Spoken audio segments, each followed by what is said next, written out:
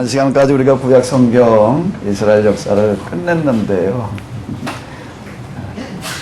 구약 성경 이스라엘 역사 이렇게 쭉 이제 들으셨는데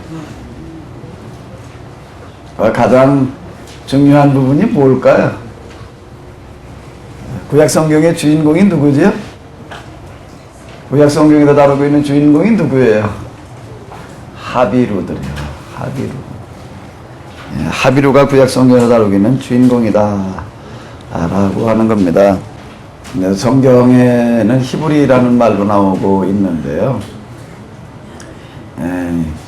히브리인의 길 그러지 않고 제가 하비루의 길 그렇게 얘기를 한 거는 그 히브리의 본래 원어가 이제 하비루이기 때문에 이렇게 하는데, 하나님께서 하비루를 부르셔서 하비루들의 문제를 해결해 가시는 하나님이 참 놀라운 이야기입니다.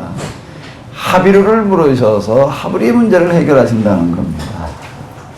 그럼 이제 우리가 이제 이어서 이제 신약 성경과 그리고 이제 사도행전 이어서 사도행전에 이제 2부라고 얘기할 수 있는 교회 역사, 사도행전이라는 말 자체가 이제 교회사의 시작을 얘기를 하는 건데요. 이 부분을 들어가 보겠습니다. 여기는 제목을 뭐라고 붙여야 되지요?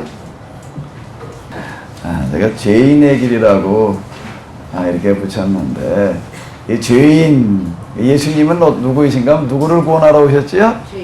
죄인을 구원하러 오셨다. 이 죄인이 뭘 말하는가? 죄인이 뭘 말하는가?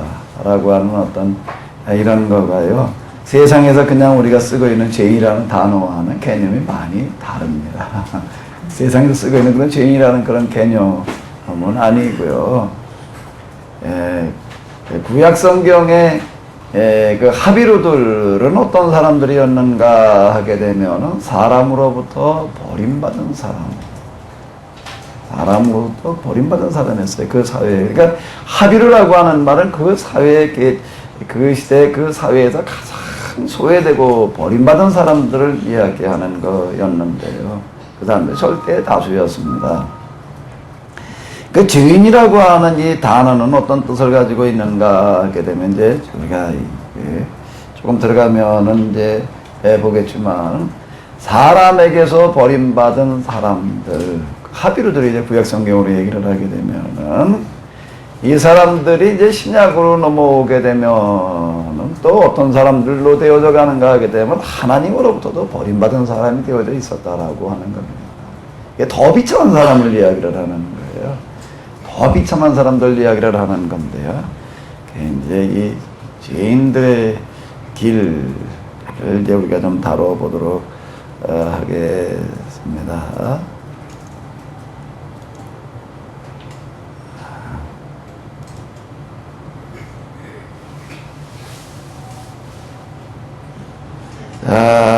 이 구약의 무대를 이렇게 보게 되면 세 문화권을 중심으로 해가지고 구약이 이제 전개가 되어져 갔습니다. 여기를 이제 역사책에서는 뭐라고 부르는가 하게 되면 근동 또는 오리엔트, 근동은 오리엔트를 번역해 놓은 말인데 오리엔트 문명 이렇게 얘기를 합니다. 오리엔트 문명은, 오리엔트라는 말은 동쪽이라고 하는 그와 같은 뜻입니다. 여기가 왜 동쪽이냐? 우리가 볼 땐 여기가 어디예요? 우리한테는 여기가 동쪽이에요? 서쪽이에요?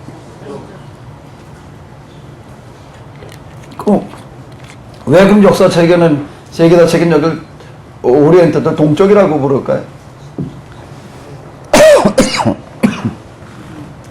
그 세계차를 쓴 사람들이 유럽 사람들이기 때문에, 특히 북유럽 사람들이기 때문에 이 사람들이 볼 때에는 여기가 어디에 들어가요? 동쪽이 들어갑니다. 그러니까 자기들 중심으로다가 썼기 때문에 동쪽 문화, 그와 같은 뜻이 되겠는데, 메소포타미아, 가나안, 애굽, 이집트 문화 이제 이렇게 되어집니다. 이걸 중심으로다가 이렇게 이제 펼쳐졌습니다. 구약 성경을 이해하려고 한다고 하게 되면 그 배경, 콘텍스트가 뭔가 하게 되면 바로 이 오리엔트 문화, 문명이다 라고 하는 건데요. 신약으로 넘어오게 되면은 신약의 무대는 어딘가 하게 되면은 자 이제 여기 다시 구약으로 넘어가서 이렇게 보게 되면은 메소포타미아 문명, 메소포타미아라고 하는 두 강 사이라고 하는 뜻이에요. 메소포타미아가 두 강, 유브라테스 티그리스 두 강을 끼고 발달했던 문화가 메소포타미아 이렇게 얘기를 하게 되는데요. 이집트 문화 우리가 너무나 잘 알고 있는 어떤 이런 문화잖아요. 근데 이게 다 언제 사라지고 마는가 하게 되면은 알렉산더의 헬레니즘 운동으로 말미암아 거기에 다 흡수되어져 버리고 맙니다. 다 없어져 버리고 말아요. 물론 뭐 완전히 다 아주 없어졌다기보다 헬라 문화에 다 그냥 다 흡수되어져서 이제 사라지게 되는 건데요. 그런데 여기에서 없어지지 않고 살아남는 문화가 하나 있는데 뭐지요? 헬레니즘이 일어났을 때요. 헬레니즘이 일어났을 때 헬레니즘에 먹혀 들어가지 않은 문화가 하나가 있었어요. 뭐였죠? 그게요? 유대인들의 이 포로기 이후에 만들었던 유대 문화. 이건 견뎌냈습니다. 그 견뎌낸 거가 뭔가 하게 되면은 지난 시간에 마지막 부분에 다뤘지요. 뭐였지요? 그 견뎌낸 방법이 뭐였다고요? 자기들의 것을 강조해서 지킨 거였습니다. 결코 타협하지 않는 거였어요. 그게 이겨냈습니다.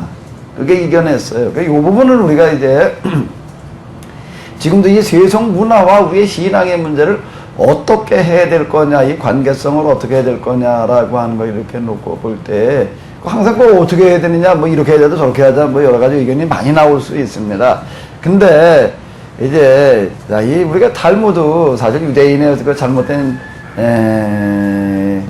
그런 어떤 그 인과응보 교리 같은 것들이 들어있기는 하지만은 여기서 배워야 될 부분들이 참 많이 있는데 배를 몰고 갈 때 앞으로 가기 위해서는 어딜 보고 가라? 어딜 보고 가라고요? 역사에서 대답을 찾으라는 이야기. 역사에서 대답을 찾아라. 그럼 어떻게 찾아야 되는가라고 하게 되면 여기서 세속 문화에서 신앙이 살아남는 길은 뭔가 하게 되면 세속 문화와 타협하는 게 아니라는 겁니다. 타협하게 되면 그게 그 당시에는 그게 좀 이게 편하고 그럴지 모르지만은요 금방 세속 문화에 흡수돼 버리고 맙니다. 여기도 메소포타미아 이집트 문화가 다 헬레니즘으로 얘기를 한다라고 하면 그것에 있어서는 최고의 세속 문화를 말하는 거예요. 스포츠를 앞세우고 그냥 몰려들어온 이와 같은 이 문화. 요즘의 얘기를 한다면 뭔가 하면 햄버거를 얘기를 하는 거예요. 아이스크림. 햄버거 아이스크림 이게 막 밀려들어오지. 초콜릿 그냥 이런 거 몰려들어오는데 어떻게 했는가 하면 유대인들은 여기에 타협하지 않는 거였습니다.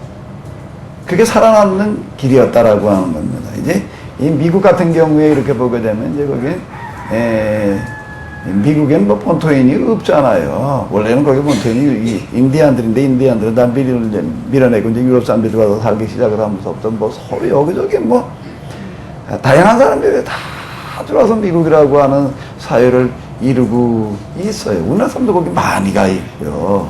그럼 이제 여기 사회학자들의 이게 관심거리입니다. 이게 연구를 해. 거기 들어와 있는 수많은 민족들 가운데에서 누가 그럼 이제 마지막 승자가 되느냐라고 하는 걸 이렇게 놓고 볼 때 미국이라고 하는 독특한 그 세속 문화, 타협하는 민족들로 나가지고 다 흡수돼가지고 없어진다는 거예요. 그건 인류학자들이 연구해서 내놓는 결과입니다. 이 얘기는 뭔가 하면 미국이라고 하는 사회에 여러 민족들이 들어와가지고서 살아가면서 자기 민족 문화를 고수하려고 하기보다는 미국이라는 문화에 이제 이렇게 동화되는 그런 민족들은요 얼마 있다가 보게 되면 없어져 버리고 만다는 겁니다. 없어져 버리고요 거기에 그냥 눈에 띄지 않는 그런 하나의 민족으로 이제 사라져 버리고 마는. 근데 어떤 민족이 여기에서 살아남고 미국을 움직여가는 세력으로 등장을 하는가 하게 되면요 미국을 움직여가는 세력으로 등장을 하는가 하게 되면 자기 민족 문화를 고수하는 사람들이라는 겁니다. 자기 민족 문화를 포기하고 다른 문화를 받아들이는 거는요, 그건 힘을 발휘하지 못한다는 거예요. 이걸 연구한 결과고요. 그 대표적인 세력으로 꼽는 게 누구지요? 유태인들입니다. 유태인들이 미국에 와가지고 미국을 움직여가는 세력이 된 것은요, 미국은 사실 유태인들이 움직여요. 거기 뭐 대통령 후보로 나오든지, 주지사들 후보로 나오든지 또는 상원, 하원 후보로 나오게 되면 이 사람들 선거 유세를 보게 되면은요, 여기가 미국인가 이스라엘인가 이렇게 생각이 들 정도예요. 가끔 우리 그 TV에 되게 보도되는 거 보잖아요. 뭔가 하면, 내가 이러이러한, 이번에 당선이 되게 되면 내가 이스라엘에 대해 이러이러한 이스라엘 정책을 펴겠습니다. 차 이러고 나가요. 그 유대인이 미국 사회에서 얼마나 되게 숫자로 보게 되면 얼마 안 되는데, 영향력으로 본다라고 해도 미국을 끌고 나가는, 이런 민족이 됐다라고 하는 겁니다. 그럼 왜 그런가 하게 되면, 자기 민족 문화를 고수하기 때문에, 그게 가능하다. 자, 이렇게 이야기를 합니다. 지금 미국에도 그렇다라고 하면 여기도 마찬가지예요. 헬라 문화라고 하는 거대한 문화가 밀려 들어왔을 때 어떻게 했는가 하게 되면 이 사람들은 자기 민족 문화 고유성이라고 하는 걸 지키는 쪽으로 다 나갔습니다. 여기에다 그냥 문을 열어놓은 거예요. 그게 다 없어져 버리고 말았습니다. 지금 그 메소포타미아 문화, 이쪽 문화가 다 뭐가 되어 있는가 하면 그냥 고대 유물로 남아있군요. 살아있는 문화는 없어요, 지금은요. 고대 문화. 이라크 전쟁 났을 때, 그냥, 보게 되면 뭐라고 세계 유물에, 고대 유물에 30%가 뭐 거기 묻혀 있단 말이야. 그러니까 그 전쟁하면 안 된다. 그 유물 망가진다. 뭐 이런 얘기가 나와요. 다 이제 사막 속에 묻혀버리고 말았어요. 인도 가보게 되면 피라미드, 뭐, 스핑크스, 이런 거나 남아있지. 나 거기 가가지고서 그 사람들 이렇게 보게 되면, 이태에 가게 되면 아주 그냥 귀가 따갑게 들리는 소리가 뭐지요? $1, $1. 무슨 바닷가에 가가지고 조개 껍데기 같은 것다가 이렇게 끼워가지고서 그걸 들고 다니면서 $1로 사라고 그러고 나 그 사람들 쳐다보면서 이 사람들이 옛날에 그 큰 입천문화를 만들었던 사람들이 많나. 근데 다 없어져 버리고 말았어요. 이제는 남아있는 게 없다라고 하는 겁니다. 그게 문화에 그냥 다 동화돼 버리고 마는데, 근데 원칙을 고수하는 이게 살아남았다라고 하는 거예요. 자, 이거 이제 어디에서 볼 수가 있는가 하게 되면은, 그 어마어마했던 메소포타미아 문화도 사라져버리고, 이쪽 문화도 사라져버렸는데, 뭐 하나 남는가 하게 되면, 여기, 요 근동, 오리엔트를 대표하는 문화로 등장하는 게 이제 뭐지요? 헤브라이즘. 주다이즘하고 헤브라이즘하고, 이게 역사에서는 구별하지 않아요. 그냥 헤브라이즘, 그러면 거기에 이제 유대주의에 같이 들어가 있는 건데, 저희는 이제 조금 더 구분해가지고서 이제 이렇게, 보는 건데, 이거 성서의 문화를 얘기를 하는 거예요. 이거 살아남았다는 거예요. 이거 유대인들, 그들이 좀, 어떻게 보면 구약 성경 이스라엘 역사를 보게 되면 실패한 사람들인데요. 놀라운 거 하나를 만들어 놓은 게 있는데, 그게 뭔가 하게 되면 헬레니즘 속에도 살아남았다는 거예요. 그리고 그 이후에 유럽을 이끌어 나가는 뭘로 등장을 하는가 하게 되면은 정신문화로 등장을 했다는 겁니다. 지금까지도 마찬가지고. 유럽의 양대 문화가 있어요. 유럽의 양대 문화가 뭐지요? 헬레니즘하고 뭐예요? 헤브라이즘. 헬레니즘은 이건 뭐 지난 시간에 얘기했던 알렉산더가 확산시켜 놓았던 고대 그리스 문화.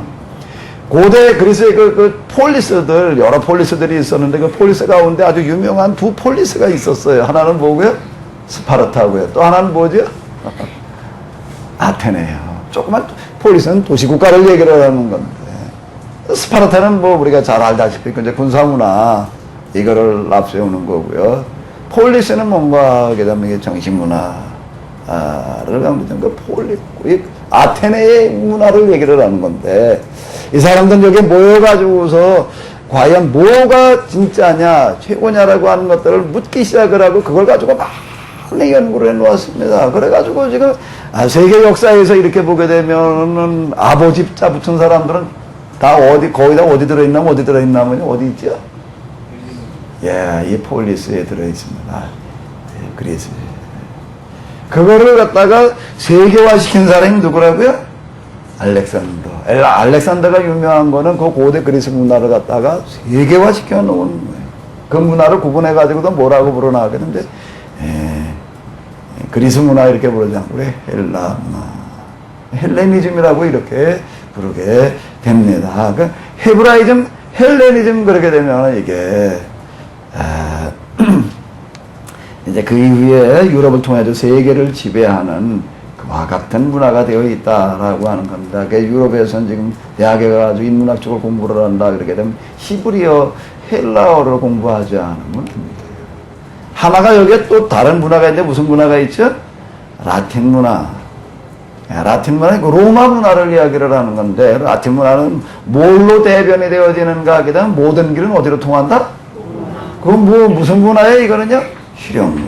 그럼 법, 정치, 공화정이라고 하는 거를 이제 도입을 했던 그와 같은 이 나라. 자, 이 세 문화권을 중심으로 해가지고서 이제 뭐가 전개가 되어지는가 하게 되면 이 신약 성경, 그리고 이제 교회사가 전개가 되어져 갑니다. 그러니까 이제 우리가 이 신약 성경, 그리고 교회사, 오늘 우리의 신앙이 어떤 신앙이냐라고 하는 것도 이해하려고 하게 되면은 세 문화를 이해를 해야 돼요. 첫 번째 문화가 무슨 문화요?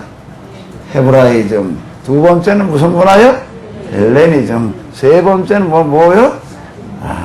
라틴이죠.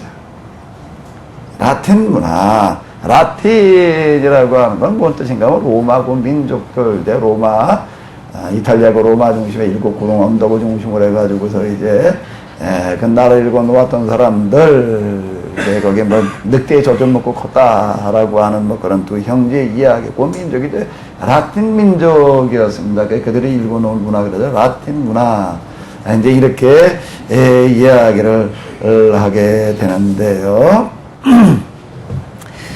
이제 여기 헤브라이즘과 헬레니즘, 라틴 문화의 특징을 잘 이해를 해놓을 필요가 있는데, 사실 라틴 문화는 그렇게 결정적인 영향을 주지는 못했습니다. 이건 나중에 이제 법, 제도 이런 쪽에 좀 영향을 주었고요. 정말 우리 기독교에 가장 크게 영향을 주고 있는 것은 뭔가 하면 헤브라이즘하고 뭐예요?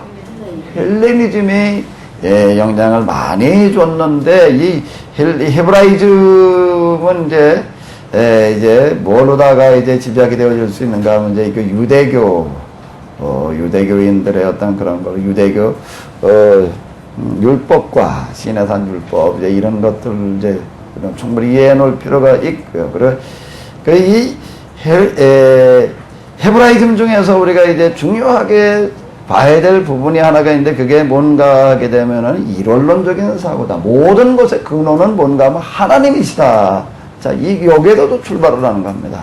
모든 만물의 근원은 어디에 있다는 거예요? 하나님이다라고 이렇게 보는 거고요. 원이 이제 근원을 얘기를 하는 거고요. 근원이 하나다라고 이렇게 보는 거고요. 그리스는 어떻게 받는가 하게 되면은, 이 근원이 하나가 아닌 뭐라고 보는 거예요? 우리라고 이렇게 보게 되는 겁니다. 선과 악이라고 하는 걸 나누어 가지고 선의 근원과 악의 근원이 별도로 있다라고 하는 데서부터 이제 출발을 하게 되는데, 이 원론이요. 이제 이 부분이 이제 오늘 우리가 이제 우리의 신앙을 이해를 하고 앞으로 우리가 우리의 신앙을 어디로 끌고 가야 되느냐라고 하는 데 있어서 아주 중요한 부분이 뭔가 하게 되면은 이 히브리적인 사고와 헬라적인 사고에 들어 있는데요. 그건 뭔가 하면 일원론 사고와 이원론 사고. 이건 이제 뒤로 가면서 이제 조금 더 이렇게 살펴보도록 하겠습니다. 자, 이제 성경에 들어가 보게 되면은, 자, 한번 읽어볼까요? 에레미야서 31장 31절 한번 읽어보시겠습니다. 보라, 날이 이르니 내가 새 언약을 세우리라. 에레미야가, 자, 이 눈물의 선지자라고 하는 사람 말씀을 선포하다. 나중에는 뭐라고 얘기를 하는가 하면, 아무리 해도 너희는 이걸 말씀을 실행하지 못하리라. 결국 하나님께서 어떻게 하시는가 하면 너희와 새로운 언약을 세우시리라. 이제 이런 걸 얘기를 하게 되는데요. 첫 번째 언약은 돌판에 새겼지만 하나님께서 너희 마음판에 율법을 새기시리라라고 이렇게 이제 이야기를 하게 되는데요. 날이 이르니라고 이렇게 이제 예고를 해놓고 있습니다. 세례 요한 그리고 예수님 오셔서 선포하시는 말씀의 특징은 제일 먼저 첫 선포는 뭐로 시작이 되고 있지요? 뭐로 시작이 되어지고 있어요? 이게 파란 것이 한번 읽어봐요. 때가 찼고 하나님 나라가 가까웠으니 회개하고 복음을 믿어라. 이게 때가 찼다라고 하는 게 뭐냐? 이거에 대해서 이제 주로 뭘로 얘기를 하는가 하게 되면 이제 때가 찼다라고 하는데 여기 이제 쓴 단어가 뭔가 하게 되면 이 헬라어, 신약 성경이 헬라어로 쓰여져 있기 때문에 이제 카이로스를 가지고서 이제 얘기를 많이 합니다. 카이로스라는 단어는 아시죠? 하도 우리들 주변에도 많이 쓰이고 있는 그런 단어이기 때문에 뭐 모임 같은 거 만들어 놓고도 그렇고 뭔 이럴 때 카이로스 뭐 이름을 갖다가 이제 많이 붙여 놓습니다. 그건 뭔가 하게 되면은 어떤 결정적인 일이 이제 시작될 충만한 무슨 때 이렇게 이야기를 합니다. 카이로스로다가 이게 설명을 많이 해. 때가 찼다라고 하는 것은 하나님의 더 특별한 일이 시작될 무슨 때를 얘기를 한다. 이렇게 얘기를 하게 되는데 그건 이제 이게 헬라어라고 하는 원어를 가지고 이렇게 얘기를 하는 거고요. 사실 우리가 이제 이 신약 성경을 해석해 나가는 데 있어서는 신약 성경에 쓰여진 헬라어에 대한 이해를 가지고 원어적인 이해 조건도 사실 많은 것들을 우리로 하여금 파악하게 합니다. 근데 더 중요한 게 있어요. 더 중요한 게 있는데 그거 왜 그런가 하게 되면 원래 예수님께서 하신 말씀은 헬라어로 말씀하시지를 않았어요. 뭘로 하셨죠? 예수님께서 쓰신 언어는 뭐예요? 아람어. 왜 아람어로 썼을까요? 히브리어를 안 쓰고 왜 아람어 쓰셨을까요? 이스라엘 사람들이 이제 아수르 그리고 바벨론으로 이제 포로로 잡혀가고 이제 그렇게 되는데 그 나라가 비어 있었어요. 그래서 나중에 이제 그들이 이제 10년 뒤에 이제 귀환을 하고 그러는데요. 그 이스라엘에 이제 그 영향을 많이 준 문화가 있는데 그게 뭔가 하면 아람 문화, 즉 아수르 이제 이쪽에 우리가 북이스라엘 때 특히 엘리사의 이야기에 보게 되면 아람이라는 나라가 이제 많이 등장을 하고 있는데요. 이쪽의 영향을 많이 받았습니다. 그쪽의 영향을. 그러니까 이제 그때 그 사람들이 쓰던 언어가 이제 그 이후 이스라엘 사람들의 이 포로기 이후에는 계속 무슨 언어를 쓰게 되었는가 하게 되면 아람어를 쓰게 되었습니다. 히브리어를 쓴 게 아니라고 하는 겁니다. 그래서 그 이후 예수님 당시도 계속 아람어로 썼고요. 예수님은 아람어로 말씀을 하셨습니다. 아람어로 말씀을 하셨는데 그 아람어가 이제 신약 성경에 이제 몇 구절 들어와 있어요. 그 중에 하나가 뭐죠? 우리가 잘 알고 있는 달리다굼. 예수님께서 이걸 달리다굼이라고 얘기를 하셨다. 해당장 야이로의 딸을 가서 이제 살리실 때 뭐라고 얘기를 하셨다고요? 달리다굼. 내가 네게 말하느니 얘야 일어나라. 소녀야 일어나라. 그리고 달리다굼은 절대 헬라어가 아니에요. 아람어를 얘기를 하는 겁니다. 그럼 왜 헬라어로 썼느냐라고 얘기를 한다라고 하게 되면 앞에서 본 대로 이 지역 전체를 다 무슨 문화가 다스렸기 때문에요? 헬라 문화가 지배하고 있었기 때문에 알렉산더 덕분에 아주 짧은 시간 내에 그리스어가 여기 세계를, 당시 이제 지중해 세계를 지배하는 그런 언어가 되어집니다. 나중에 이제 로마 제국에 등장하고 난 다음에도 헬라어는 그대로 이렇게 통용어로다가 요즘은 이제 영어 문양으로 이제 이렇게 쓰여지게 되는데요. 그러니까 예수님의 제자들이 나중에 이 성경을 기록을 할 때 아람어로 쓰지 않고 뭐로 썼는가 하면 헬라어로 썼습니다. 헬라어로다가 기록을 해놓은 거예요. 그러니까 헬라어는 뭔가 하면 아람어의 번역인 셈입니다. 번역인 셈이에요. 그래서 이제 그리고 또 예수님의 제자들 요한을 비롯해가지고 마태 이런 사람들은 오늘 우리가 영어를 아무리 잘 쓴다라고 하더라도 외국인이거든요. 헬라어. 그러니까 헬라어는 언어 자체가 또 오늘 영어하고는 훨씬 더 어렵습니다. 그 능통하게 쓴다는 것 자체가 쉬운 얘기가 아니고요. 사도 바울이 써놓은 그 로마 서신 같은 것들은 그래도 그냥 능숙한 헬라어이고요. 특히 요한복음 같은 거를 이렇게 보게 되면은 아주 이렇게 좀 능숙하지 않은 고와 같은 이제 헬라어로 기록되어져 있는 걸 이렇게 볼 수가 있는데 이게 이제 신학교에 가가지고서 헬라어를 공부를 해가지고서 이제 성경 해석에 갈 때는 주로 이제 어디부터 하게 하는가 하게 되면 요한복음부터 합니다. 왜 그러면 좀 쉽기 때문에 쉽기 때문에 이제 그런데 여기 지금 때가 찼다라고 하는 예수님께서 왜 그때 오셨느냐라고 하는 이런 그 이야기는 헬라어로다가 뭐 카이로스가 뭐 이렇게 이제 설명하는 것보다 뭐가 더 여기에 이제 적합한가 하게 되면 구약 성경의 흐름 가운데에서 구약에서 예고되어진 것, 특히 예레미야에서 뭐라고 얘기를 하고 있다고요? 보라, 뭐가 이르리니? 날이. 내가 뭘 세우리라? 새 언약을 세우리라라고 이렇게 얘기를 하게 되는데, 세례 요한 그리고 예수님이 등장하자도 때가 찼다라고 하는 것은 바로 이제 이때를 얘기를 하는 겁니다. 구약의 예언자들이 예고해 놓았던 그때. 그러니까 계약의 개념이라고 하는 거예요. 계약. 이게 성경의 이름을 뭐라고 붙이고 있죠? 구약. 그리고 또 뭐라고 하나는 또 그 약이 무슨 약이에요? 난 처음에 교회 나갔더니 목사님 뭐라고 얘기를 하는가 하게 되면 딱 들고 나와가지고서 뭐 쭉 이제 얘기를 하는데 처방을 뭘로 주는가 하게 되면은 성경 뭔 책을 읽어라, 몇 장 몇 절 읽어라, 뭐 이러더라고. 그러면서 뭐라고 얘기를 하는가 하면, 이건 약병과 같대요. 그러니까 한 약병은 무슨 약이요? 구약. 또 하나는 뭐예요? 난 그렇게 알았어요. 그 약자가 그 약국에 쓰는 약자인가 보다. 근데 한문을 보게 되면 약속할 때 쓰는 약자인데 어째 또 저렇게 얘기를 하나. 이 계약이라고 하는 거가 이게 대단히 중요한 개념이에요. 성경을 이해하는 데 있어서는요. 그래서 제가 아까 구약의 주인공이 누구라고 그랬죠? 구약의 주인공은 누구예요? 왜 하비루예요? 왜 하비루가 구약의 주인공이에요? 왜 구약의 주인공이 하비루죠? 왜 구약의 주인공이 하비루예요? 그 신약의 주인공이 이제 뭐예요? 죄인. 왜 신약의 주인공이 죄인이에요? 그럼 뭘로 이야기할 수 있는가 하면 계약으로 얘기할 수 있는 거예요. 하나님께서 구약에서 계약을 맺으시는데 계약의 대상이 누구라는 거예요? 그게 하비루라는 겁니다. 하비루가 계약의 대상이라는 거예요. 계약의 개념에 이게 계약의 개념.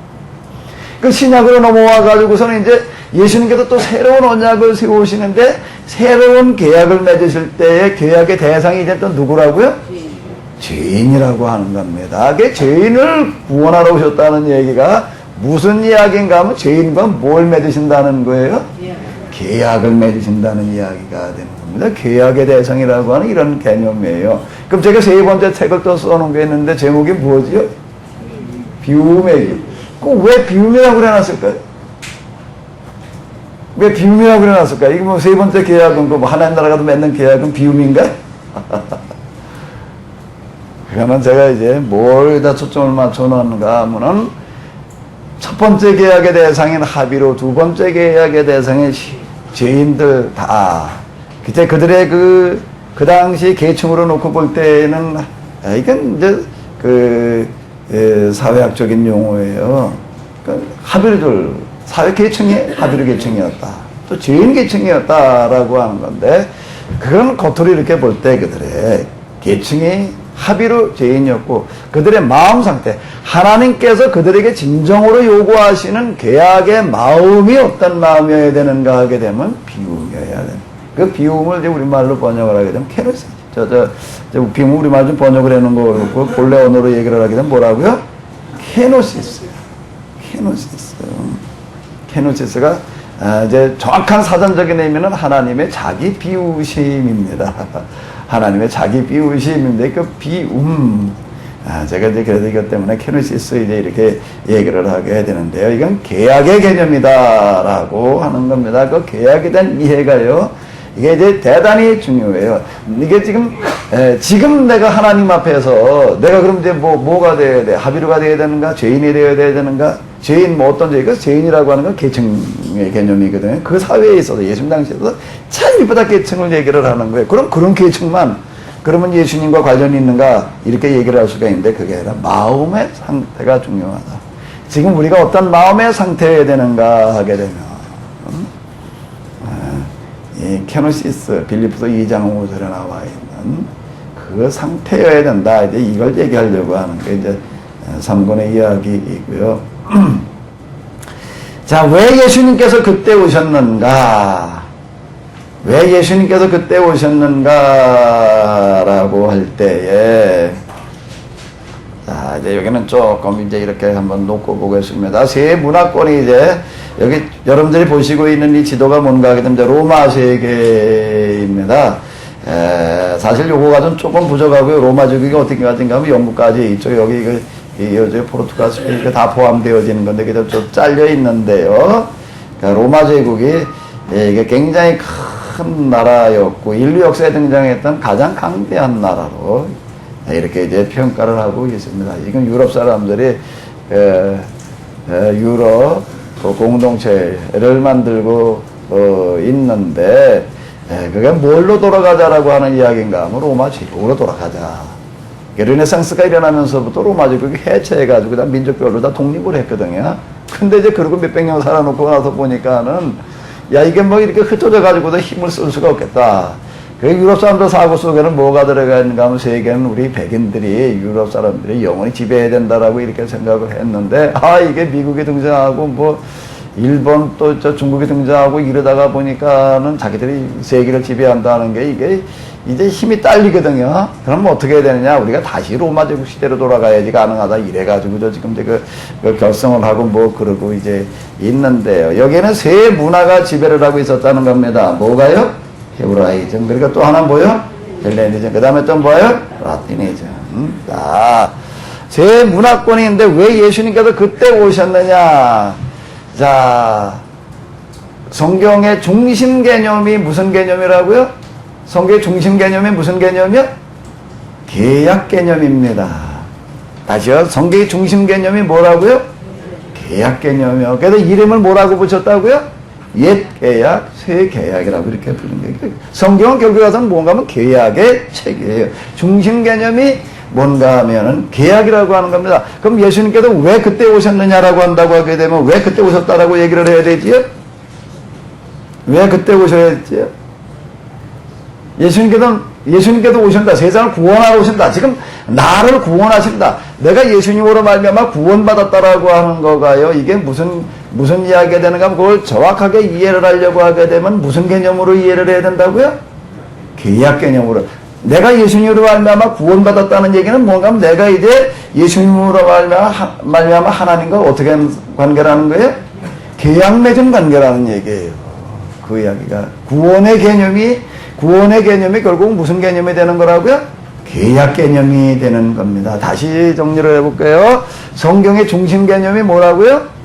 계약 개념이에요. 계약 개념이에요.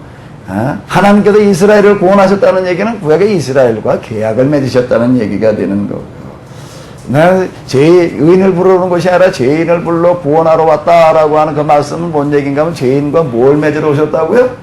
계약을 맺으러 오셨다라고 하는 그 이야기가 이제 되는 겁니다. 자, 그럼 이제 다시 한번 이제 우리가 물어봐요. 예수님이 왜 그때 지금부터 2000년 전에 오셨을까요? 3000년 전에는 왜 안 오시고? 4000년 전에는 왜 안 오시고? 좀 더 일찍 오셨으면 좋았을 것 같은데. 뭐 때문이지요? 우리 이런 질문 많이 받아요, 사실이요. 저도, 내가 교회 다니고 난 다음에 곰곰이 생각을 해봤어요. 내가 언제 전도를 받아본 적이 있나. 저는 난 애들 때도 누가 교회 가라고 그렇게 적극적으로 권한 애들이 별로 없었던 것 같고, 20 넘도록 난 교회당을 가본 적이 없는데, 곰곰이 생각을 해보니까 하나 딱 기억나는 게 있더라고요. 언제 어딜 아마 시장에 나갔다가 누가 전도를 하면서 전도지를 하나 주었던 것 같아요. 그걸 가지고 와가지고서 이제 그때 무슨 생각이 드는지 한번 내가 좀 자세히 읽어봤어요. 자세히 읽어봤더니 뭔 얘기인가 하면 예수님을 믿고 구원받으래. 예수님은 우리를 구원하러 어떻게 오셨대요? 이 땅에 뭐 오셔서 이스라엘에서 어떻게 뭘 하셨다. 그래서 예수님이 좀 이제 내가 이제 구원받을 수 있다. 그렇게 얘기를 하고 있더라고요. 근데 그거 처음 읽는데 그게 동의가 될 리가 없지요. 예수님 그럼 훌륭한 성자 중에 하나인 줄만 알고 있었는데 구세주다 이걸 믿고 죄의 용서 받고 구원을 받아라 관심이 생길 리도 없고. 근데 맨 마지막에 이렇게 보니까 맨 하단에서 뭐라고 얘기를 했냐면 이 전도지를 읽고 의문이 있거나 더 알고 싶은 사람은 밑에 주소로 연락을 주십시오 그러더라고요. 그래가지고 내가 그걸 보고서요, 의문 나는 걸 적었어요, 거기다. 뭐라고 적었나 하면 왜 예수님이 햇빛 2000년 전에 오셨냐. 예수님 믿고만 구원받는다면 그 이전에 온 사람들은 어떻게 되는 거냐. 그러니까 또 하나냐. 왜 예수님이 우리나라로 안 오시고 왜 이스라엘로 오셨냐. 이렇게 이제 써서 이제 내 주소까지 써서 보냈는데 답장이 안 오더라고요. 한참 기다렸는데 계속 안 와요. 그 답장이 여태 안 와요. 그러니까 아마 아직도 생각 중인 것 같습니다. 왜 그때 오셨지요?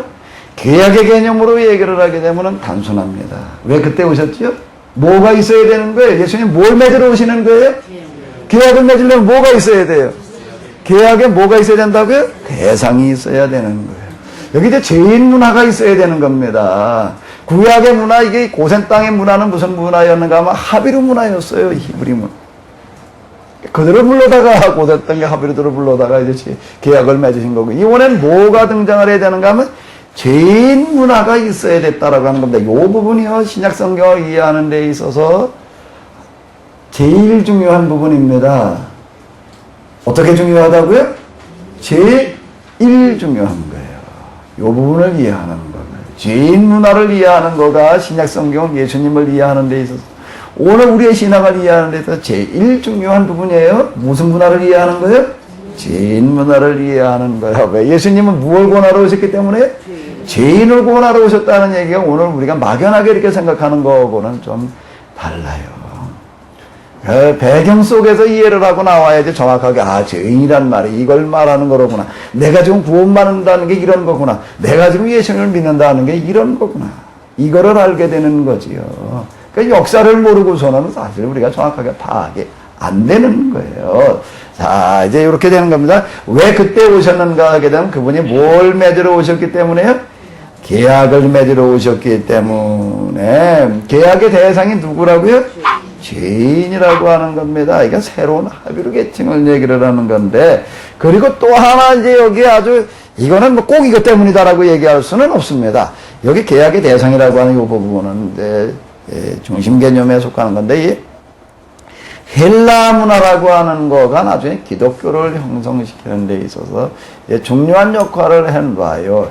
이 헬라, 그리고 이제 이 로마 문화라고 하는 거가 중요한데, 자, 이제 역사를 연구하는 사람들은 이렇게 이야기를 합니다. 이 기독교가 어떻게 가지고서 이렇게 이스라엘 그 좁은 땅덩어리 속에서 시작되어졌는데 전 세계를 지배하는 것 같은 종교가 될 수가 있었느냐. 그걸 역사로 연구하는 사람들이 이렇게 얘기를 합니다. 거기에 무슨 문화가 있었기 때문에?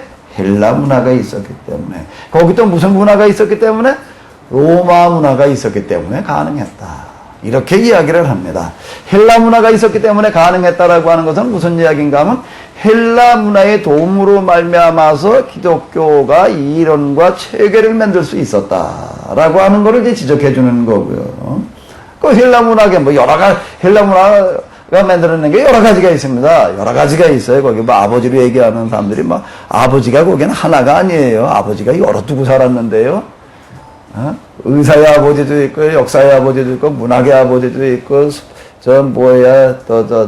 건축의 아버지, 거기다 또 무슨 아버지요? 철학의 아버지. 서양 철학의 아버지는 누구지요? 소크라테스. 여기 이게 철학이라고 하는 문화가 이제 지대한 영향을 미치게 되는데, 이 헬라 철학이, 그래서 철학이 세계 역사에 지대한 영향을 미치게 되어지는 것은 두 단계로 볼 수가 있습니다. 첫 번째 단계에서는 무엇을 통해 가지고 영향을 미쳤는가 하면 기독교 신학을 만들어내는데, 이 기독교 신학을 통해 가지고서 영향을 미쳤고요. 두 번째로는 그 연장선상에서 이제 또 르네상스 이후에 이제 이 중세기에 대한 거부감이 이제 어디로 이어지는가 하게 되면은 중세기를 이제 거부하고 다시 어디로 돌아가는가 하면 옛날로 돌아가자라고 하는 복고운동이 일어나게 됩니다.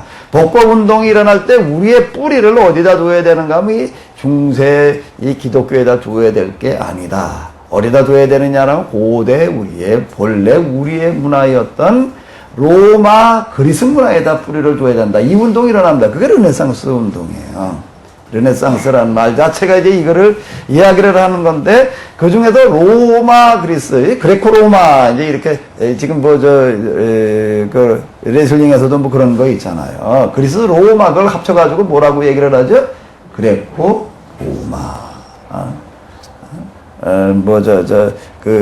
레슬링 가운데도 그레코 로마형 레슬링 뭐 이제 이런 것들이 있는데, 그리스 로마 문화라고 하는 거, 이제 뗄 수 없는 관계였기 때문에 그렇습니다. 로마 문화는 실용 문화고 그리스 문화는 정신 문화예요.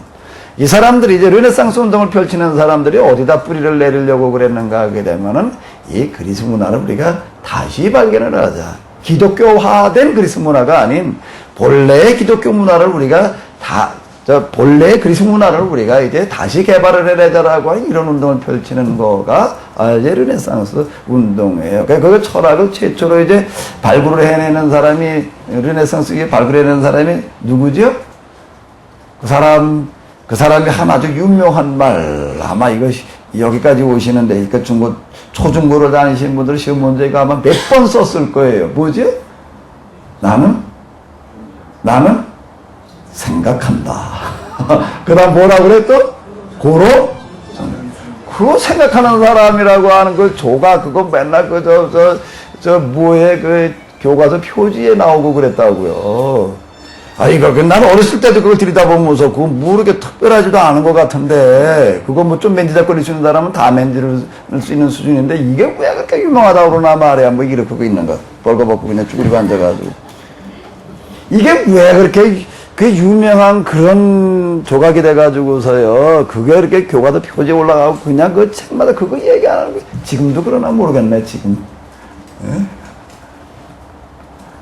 그게 왜 그런가 하게 되면은, 르네상스 운동이 일어났을 때, 여기에 이제, 이 그리스 문화를, 고대 그리스 문화를 재발견해내는 사람이기 때문에, 이 유럽 문화가 그 이후에 이 사람 때문에 가능해지는 거예요. 근데 그걸 뭘로 발견을 해냈는가 하게 되면, 열심히 로마 문화를 갖다 많이 읽고 연구해가지고, 뭐, 이래가지고가 아니라, 그 문화에 대한 많은 사색을 통해서 만들어냈습니다. 이 사람이 한 명제가 뭔가 나는 생각한다? 고로 존재한다. 자, 이렇게 얘기를 하는 건지, 이걸 얘기를 하는 건데요. 이 헬라 문화, 이거 대단히 중요합니다. 이 부분이요.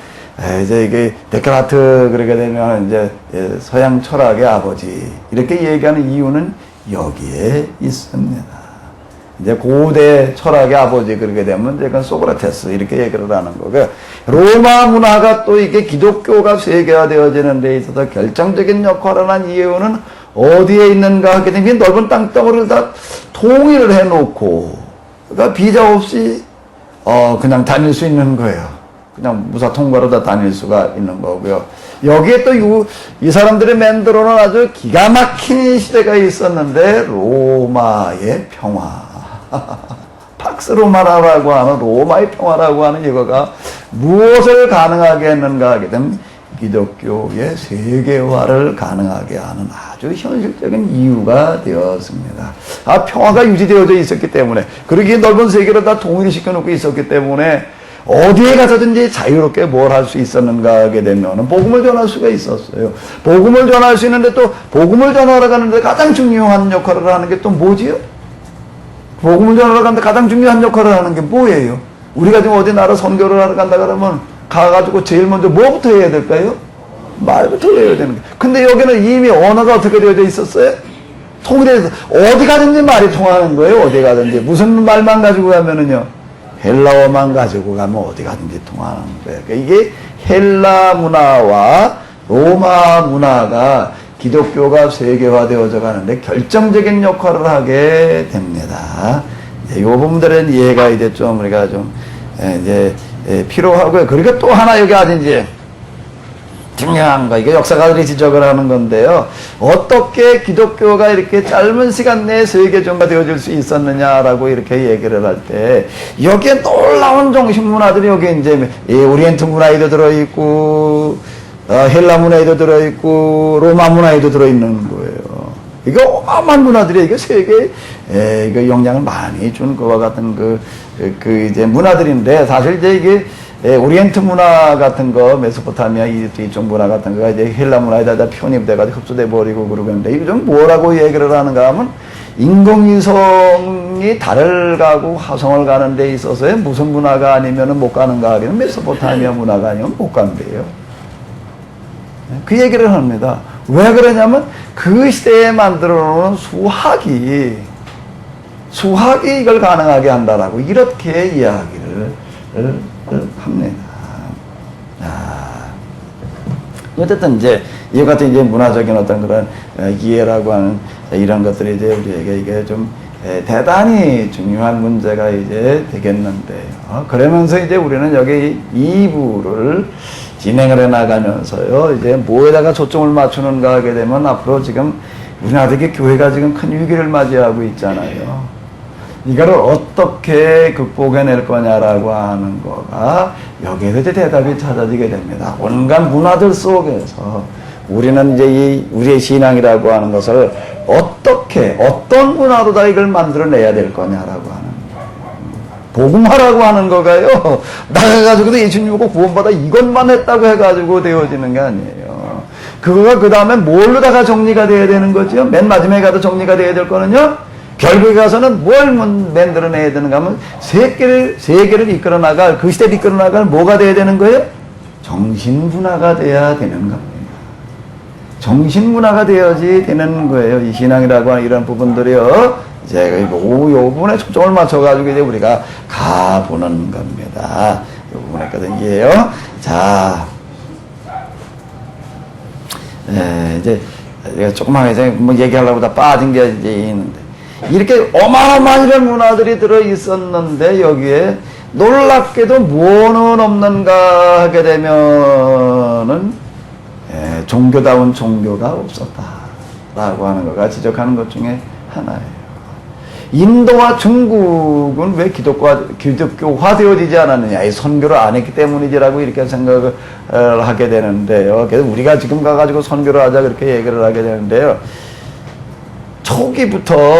초기라고 하는 게 언제를 얘기를 하는가 하게 되면 초대교회 그 시기를 얘기를 하는 겁니다. 교회에서요, 그 당시 교회에서 가장 심혈을 기울여가지고 전도를 한 지역이 어딘가 하게 되면 인도. 그리고 또 하나 어디요? 중국이에요. 100년대, 200년대, 300년대 이때요. 이쪽에 엄청난 관심을 가지고 선교를 했습니다. 근데 안 됐어요. 안 됐습니다. 그 이유들을 어디서 찾는가 하게 되면 인도와 중국에는 뭐가 있었지요? 인도 문화, 그 다음에 중국 문화가 있는데 그 문화 속에는 뭐가 들어있는가 하게 되면은 지금 세계 종교는 이제 기독교 빼놓고 나머지 종교들은 다 어디서 만들어지지요? 인도와 어디요? 중국에서 만들어집니다. 유교, 이게 노장사상, 중국에서 이런 것들. 이게 힌두교, 거기도 이게 불교로부터 시작해가지고 이게 다 여기서 나온다고요. 이런 종교들이 이미 벌써 기독교가 등장하기 수백여 년 전에 자리가 잡고 있어가지고 여기는 그렇게 가도 복음을 전해서도 되지를 않았다라고 이야기를 하는데, 이건 역사가들이 하는 이야기입니다. 이 부분은요. 근데 놀랍게도 여기 이 오리엔트 문화 그리고 헬라 문화, 로마 문화에는 뭐가 없는가 하면 맨 뭐만 있는가 하게 되면 여기는 요즘도 그 시대의 책들이 이제 발간되어져서 나오는데 뭘로다가 나오는가 하게 되면 뭘로다가 나와요? 무슨 이름으로다가 책이 나오지요? 신화라는 이름으로 나옵니다. 그리스 신화이죠. 그런 책 많이 나오잖아요. 로마 신화. 그러니까 신화 수준이었다는 거예요. 신화 수준이었기 때문에 이게 가능했다. 왜 그때였느냐 하면 이게 카이로스라고 하는 헬라로 얘기를 하면 이제 준비된 때를 얘기를 하는 건데 여기 이렇게 이런 것들이 준비되어져 있었다. 이건 제 개인적인 의견이 아니고요. 제 개인적인 의견이 아니고 이건 역사가들이 얘기하는 그런 의견이 되는 거고, 제가 조금 여기다 더 초점을 맞춰가지고 더 강조하고 있는 부분은 뭔 부분인가 하면 첫 번째가 요거야. 요거는 제가 조금 더 이제 많이 강조한 내용이 되겠고, 나머지 이런 것들은요, 이미 역사가들이 다 얘기해 놓은 상식에 해당되어지는 그런 이야기들이 이제 되겠습니다. 자, 그럼 이제 그 다음으로 또 이렇게 보게 되는데, 예수님은 뭘 하러 오셨느냐? 뭘 하러 오셨느냐? 세상을 구원하러 오셨지. 죄인을 구원하러 오셨지. 조금 더, 그건 우리가 막연하게 하는 얘기예요. 너무 피상적인 얘기가 돼도 원론적인 이야기가 돼가지고도 그게 무슨 얘기인지 잘 몰라요. 구원한다는 게 뭐죠? 금방 제가 말씀드린 걸로 얘기를 한다면 뭐라고요? 구약과 신약을 흘러가고 있는 가장 중요한 중심 개념이 뭐라고요? 무슨 개념이라고요? 계약이라고 하는 개념입니다. 그러니까 뭘 맺으러 오신 분이에요? 계약을 맺으러 오신 분이에요. 그 계약을 맺으러 오셨단 말이에요. 무슨 계약을 맺으시는 거냐? 계약을 맺어가지고 뭘 어떻게 하시겠다는 거냐라고 하는 거가 이제 그 다음 목적이 되는 건데요. 그게 어디에 들어있는가 하게 되면은 여기 한번 읽어보시도록 하겠습니다. 우리 다 같이 한번 읽어보세요. 주님의 성령님이 내게 임하셨으니 이는 가난한 자에게 복음을 전하게 하시려고 내게 기름을 부으시고 나를 보내사 포로된 자에게 자유를, 눈먼 자에게 다시 보게 함을 전파하며 눌린 자를 자유케 하고 주님의 은혜의 해를 전파하게 하여 하십니다. 이제 우리가 복음서 해석으로 들어가서 보게 되면 좀 더 자세하게 보게 되는데, 예수님께서 오셔서 갈릴리 나사렛 땅에 계시면서 뭘 하고 계셨냐면 기다리고 계셨습니다. 뭐를요? 때를요. 어떤 때를 기다리고 계셨는가 하게 되면 이제 요한이 등장해가지고서 이제 예수님이 등장할 길을 이제 마련해 놓을 때까지 기다리고 계셨어요. 그러니까 요한이 등장을 해가지고서 이제 회개 세례를 선포하는 걸 보고 이제 등장하셔서 세례를 받으시고 이제 40일 동안 또 이제 마귀와 싸움하시는 그런 금식하는 시간을 보내시고 와서 또 기다리고 계십니다. 또 기다리고 계시는 건데 이제 그러고 나서 등장을 하세요. 또 기다리는 건 뭘 또 기다리고 계셨죠? 요한이 이번에 이제 길을 비켜주기를. 왜? 사람들이 다 누구를 메시아라고 그러고 생각하고 있는가 하면 요한이 혹시 이 사람이 우리의 메시아가 아닐까 그러고 있기 때문에 이제 기다려주기를 기다리셨어요. 그러니까 요한이 이제 잡혔다 라고 하는 그 이제 시기점과 더불어 가지고서 예수님이 이제 등장을 하시는 거예요. 등장을 하셔서 이제 어떻게 하시는가 하면 제일 먼저 바닷가에 가셔가지고서 이제 제자들을 이제 몇 명 불러와요. 나를 따라오너라. 내가 너희로 하고 뭐가 되게 하겠다? 사람 낚는 어부가 되게 하겠다. 1차 이제 제자들을 부르시는 그와 같은 그 이야기로 이제 예수님의 전도사에게 이제 시작이 되어집니다. 첫 번째 바닷가에 가셨을 때에는 일반 대중들을 향해서 복음을 전하러 가시는 게 아니라 제자들 몇 명 부르러 가시는 거예요. 제자들 몇 명을 불러가지고 이제 어디로 오시는가 하면 다시 고향으로 이제 자라나신 나사렛으로 오십니다. 다시 오셔서 이제 안식일 날 어디에 가셨어요? 회당에 가졌어요. 이거 회당의 예배 순서에 보게 되면 회당장이 물론 있기는 하지만은요, 여기는 설교자가 따로 정해져 있지 않고, 회중 가운데에서 누구든지 나와서 자기의 생각과 의견을 말할 수 있도록 이렇게 되어져 있었는데요. 이게 이제 뭔가 하게 되면은 그 헤브라이즘을 만들어내는 그런 하나의 원동력이 되어졌습니다. 누구든지 자유롭게 자기의 생각과 의견을 말할 수 있게 해주는 거예요. 요 부분, 요거 아주 중요한 거예요. 아테네의 고대 그리스 문화가 뭘 가지고 만들어졌다고요? 뭘 가지고 뭐 하는 거예요? 서로 질문하고 토론하면서 자기 생각을 말하는 겁니다. 자기 생각을 말하는 거예요. 이게 뭘 만들어내는가 하면 세계를 움직여가는 정신 문화를 만들어요. 요 문화가요. 요거 우리가 아주 잘 기억을 해야 됩니다.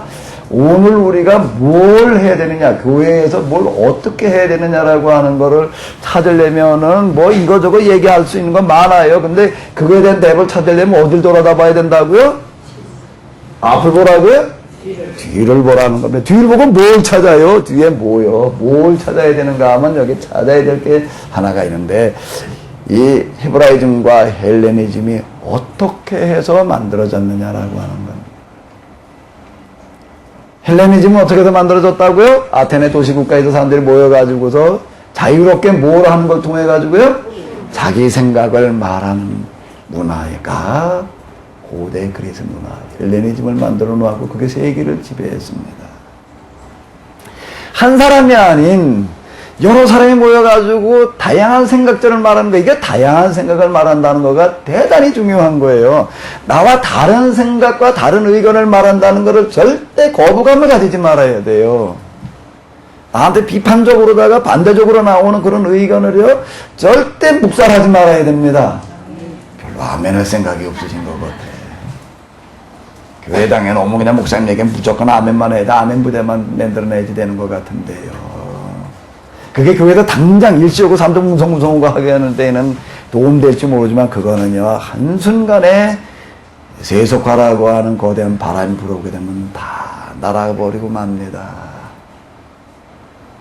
그게 세속화라고 하는 거대한 이런 문화, 그런 건 언제나 그 바람 불어오게 마련인데 그걸 견뎌내고 살아남을 뿐만 아니라 그 끌고 나가는 문화는 어디서 만들어지는가 하면 자기 생각과 의견을 자유롭게 무하는 데서요, 말하는 기회를 만들어주는 거예요. 아직도 전혀 안면할 생각이 없으셔. 자, 우리 교회가 앞으로 살아남으려고 한다고 하게 되면은요, 진짜 이제는 무슨 시대가 왔는가 하면 지식시대가 왔어요. 전에는 경제기획원. 이제는 무슨 이름이죠? 그 부처가? 정부 부처가? 경제가 먼저 나가요? 지식이 먼저 나가요? 꼭 경제를 말하는데 왜 지식이 붙어요, 거기에? 이게요, 엄청난 시대가 온 거예요. 이제는 지식이 뭘 만들어내는 시대가 왔는가 하면 돈을 만들어내는 시대가 왔어요. 지식이 먼저 나오는 겁니다. 요즘 그 아이팟이라고 하는 거요.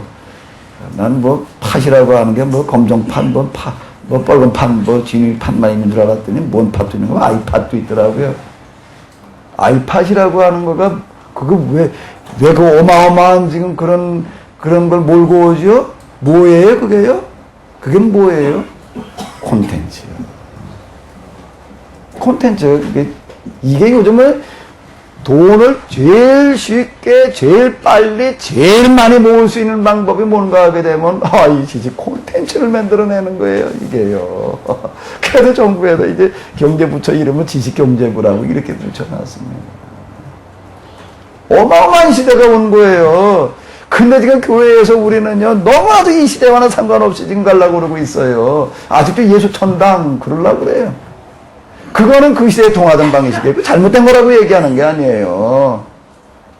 중국에서 오신 어떤 분 얘기 들어보니까 뭐라고 그러는가 하면, 6살짜리 애를 데리고 전도를 다니는데 그냥 사람들 많이 복잡거리는 걸 다니면서 자기 앞에 서서 뭐라면 예수 그러면 뒤에 딸애가 쫓아오면서 천당, 예수 믿고 천국 가요, 지옥 가면 안 돼요. 그러고 전도를 다녔대. 얼마나 열심히 사는지 그냥 확상기 들고 그러니까 전철로 뭐. 근데 그렇게 해도 안 되더라. 왜 안 되는가 하면 세상이 달라졌어요. 경제기획원 시대하고 지식경제부 시대하고는 다른 시대인 걸 말하는 겁니다. 다른 시대인 걸 말하는 게 접근 방식이 달라져야 돼요. 전혀 아직도 얼굴 표정을 보니까 동의가 안 되시는 것 같아. 요즘 일각에서 우리나라 사람들은 별로 그렇게 생각하지 않는데, 우리나라 사람들 삼성 그러면 욕 많이 하는데 외국 사람들은 뭐라고 얘기를 하는가 하면 한국은 삼성 때문에 밥 먹고 산다, 그렇게 평가합니다. 네. 그 일본 같은 나라가 해서 일본의 가전업체 뭐 다 달라붙어가지고 낸 이익이 삼성 혼자 낸 것만도 못하고 이래가지고요, 일본이, 우리 이제 그동안 일본 따라잡자 그랬는데 일본 반대로 한국 따라잡자. 요즘 그 신문에 보니까 그 대서특필하고 있더라고요. 놀라울 정도로. 어쩌다 우리 일본이 모양이 됐느냐 말이야. 어떻게 이게 한국에 저 일본에는 이건희가 없느냐. 자, 이러고 나와요. 뭐가 그걸 가능하게 했을까요? 뭐가 그걸 가능하게 한 거죠? 변화에 발빠르게 따라가는 겁니다. 그 사람이 한 유명한 말이 뭐죠? 다 바꿔라. 뭐만 빼놓고요. 마누라하고 뭐만 빼놓고? 자식만 빼놓고 다 바꿔라. 뭐라고 얘기를 하냐면 요즘도 하는 얘기 뭐 50대도 이제 늙어서 안 된다. 더 젊어져야 된다. 이제 사장단은 뭘로 바꾸죠? 40대로 바꾸고 있어요. 나이 먹은 사람은 변화에 발빠르게 대처할 방법이 없다는 겁니다. 지금 뭐 이렇게 뭐 엄청나게 이익을 우리가 내고 있는 것 같지만 몇 년 뒤에 지금 우리가 이익 내던 것도 다 사라져버리고 만다. 새로운 거 지금부터 발굴하지 않으면 몇 년 뒤에 가가지고 우리는 밥 먹고 살 방법이 없다. 아, 이 기가 막힌 얘기를 지금 하고 있는 거예요. 세계적인 기업을 일궈내는 거가 여기에 있습니다. 여기 있어요. 자, 지금 우리가 여기에 지금 배움을 해야 되는데 어떻게 해야 되는가 하면 자, 뒤를 돌아다보면서 배워야 될 것이 있는데 뭐가 세상을 이끌어가는 위대한 정신문화가 되었다고요? 누구든지 자유롭게 어떻게 하는 문화요? 자기의 의견과 생각을 어떻게 하는 문화요? 말할 수 있는 문화를 만들어내야 됩니다. 교회 안에 이 문화가 들어와야 돼요. 그동안에는요, 우리는 이거 조금만 다른 얘기를 하게 되면 다 이단이라고 그냥 몰아붙여가지고서 다른 목소리는 전혀 낼 수가 없게끔 만들어놨어요.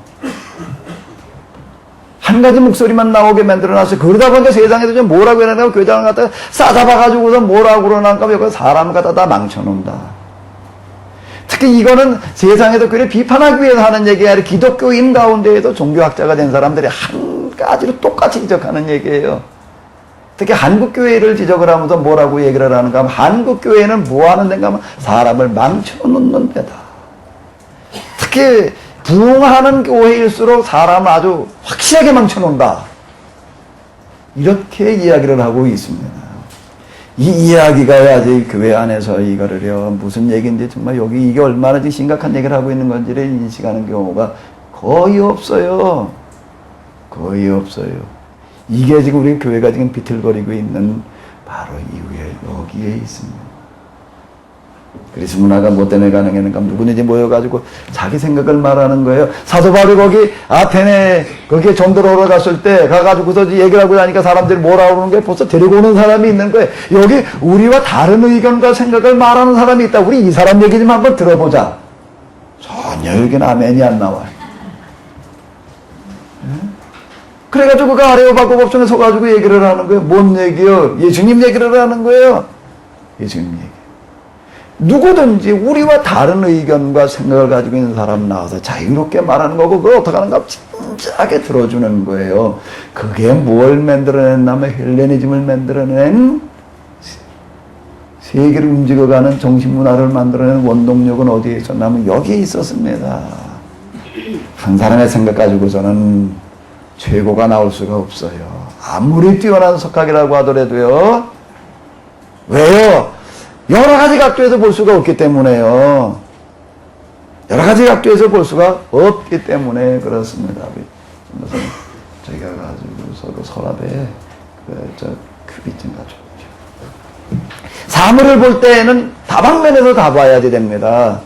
다방면에서 다 봐야 되는 거예요. 지금 여기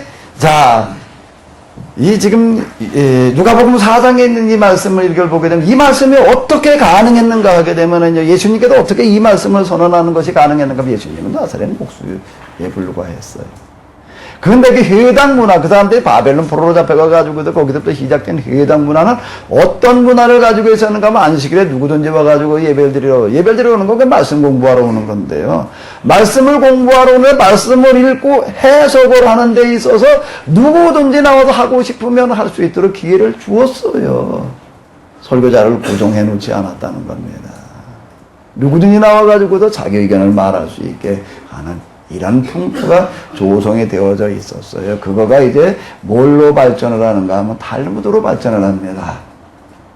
탈무드에 보게 되면 그냥 다른 의견들이 다 나와가지고서 서로 이야기들을 나누고 있는 이런 거. 그래서 그걸 뭐라고 하냐면 세계 지혜의 보고 이렇게 얘기를 합니다. 근데 그런가 하면 다양한 의견과 생각들을 거기에다 집약시킬 수 있었기 때문에요.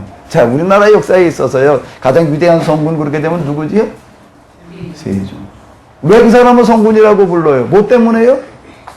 그 사람이 뭘 만들어 놓고 있기 때문에? 그게 세종시대가 우리나라 문화에 있어서 전성기를 살리던 시대고, 세종시대가 또 뭐라고 얘기를 하는가 하면 세계 문화에 있어서도 정점에 설 만한 문화를 만들어 놨다는 겁니다. 과학기술 문화도 그렇고요. 그때 그 로켓, 장영실의 그 로켓 같은 거 세계 로켓의 최초 로켓이 언제 만들어졌어요? 그때 만들어졌대요. 창호들 갖다가 이렇게 그 풀로 붙여가지고서요, 그 포신을 만드는데, 그 창호지 내가 거기 이렇게 그 다큐멘터리에 보여준 거 보면서, 야, 이게 우리나라 창호지라고 하는 거, 그거 기가 막힌 종이로구나.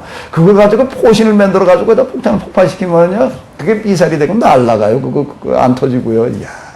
그 풀칠을 해가지고도 뚜껑 이만큼 발라놓으면 어마어마한 장력을 가지더라고요, 그게. 그걸 날려보내는 거예요. 그게요. 최초로다가 이걸 개발해내고, 그때 무슨 수국이부터 시작을 해가지고서 물시계 뭐 이런 거. 과학문화에 있어서 최고 정점에 이르렀던 때, 최고 수준이었다고요. 인쇄문화도 그렇고요. 뭐가 그거 가능하겠지요? 세종이 아주 뛰어난 두뇌를 가진 사람인데 이 사람이 만들어내니까 아주 기막힌 발명품 중에 하나 또 뭐예요? 글자. 세계 최고의 글자를 만들어 놓는 거예요. 문자를요. 예? 그것도 소리를 담을 수 있는 것 같은 그 문자. 세계 문자 역사 가운데 있어서요.